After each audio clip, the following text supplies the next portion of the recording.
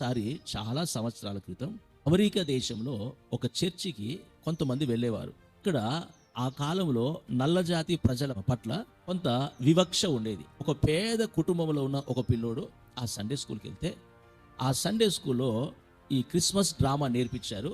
అయితే ఈ పేద పిల్లవాడు నల్లగా ఉన్నాడు, పేదవాడు గనక డ్రామాలో అతను తీసుకోలేదు. మిగతా వారందరికీ ఆ డ్రామా నేర్పించారు. నేర్పించిన తర్వాత క్రిస్మస్ ఆ ప్రోగ్రాం వచ్చింది.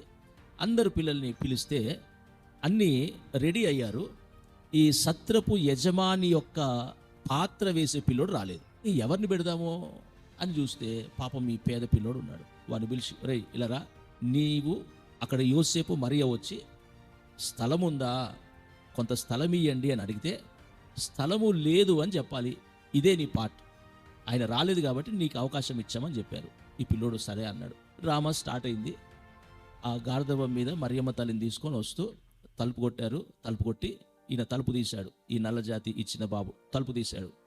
యోసేపు అడుగుతున్నాడు, అయ్యా నిండు గర్భిణయ్యా, స్థలం ఇస్తారా అని అడిగితే ఈ పిల్లోడు తలుపు తెరిచి స్థలము చాలా ఉంది, లోనికి రండి అన్నాడు. వారు స్టాప్ స్టాప్ అని మళ్ళా కట్టనేసి, బాబు అలా కాదు, స్థలము లేదు అని చెప్పాలి అన్నాడు. వీడు సరే అన్నాడు. మళ్ళా డ్రామా స్టార్ట్ చేసి మరలా పిలిచారు. మరియమ్మ తల్లిని తీసుకొని వచ్చి మరలా యోసేపు అడుగుతున్నాడు, అయ్యా స్థలం ఉందా, నిండు గర్భిణయ్యా, ఎవరు లేరయ్యా మాకు అంటే ఈ పిల్లోడు అన్నాడు, స్థలము చాలా ఉంది, రండి అన్నాడు. దేవుని బిడ్డలారా, మరలా కర్టన్స్ వేసి మరలా మూడవసారి అడుగుతున్నాడు. మనకి చెప్పారా బాబుకు, రేయ్ చెప్పింది వింటావా లేదా, బుద్ధుందా లేదా, స్థలము లేదు అని చెప్పండి.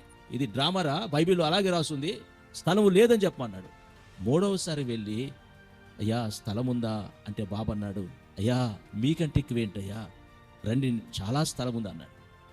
వాళ్ళు అదే స్టేజ్ మీద కోపం వచ్చి, నీకు చెప్తే వినబడతలేదా, స్థలము లేదని చెప్పమన్నాం కదా అంటే ఆ పిల్లోడు అందరి ముందు అన్నాడు, అయ్యా మీరు చెప్పమన్నది కరెక్టే, కానీ కళ్ళ ముందు యేసయ్య గర్భములో ఉండి ఆమె బాధ అనుభవిస్తూ నొప్పులు అనుభవిస్తుంటే లేదు అని నేను ఎలా చెప్పగలను అన్నాడు. ఆ మనస్సు ఆ బాబుకు ఉండటం ద్వారా దేవుడు అతన్ని గొప్ప దైవ సేవకుడిగా, అనేక యూనివర్సిటీలకు ఒక పెద్ద బిషప్గా దేవుడు అతన్ని మార్చాడు. Praise Lord. దేవుని బిడ్డలారా, అంటే ఈ సత్రపు యజమానికి కనీసం ఆమె పరిస్థితి చూసైనా, రక్షకుడు అనేది లేకపోయినా ఒక మానవత్వముతో ఆమెకు స్థలం ఇచ్చిన ఇతని బ్రతుకు ఒక వేడుకగా మారేది కదా. ఆ అవకాశాన్ని కూడా తాను విడిచిపెట్టుకో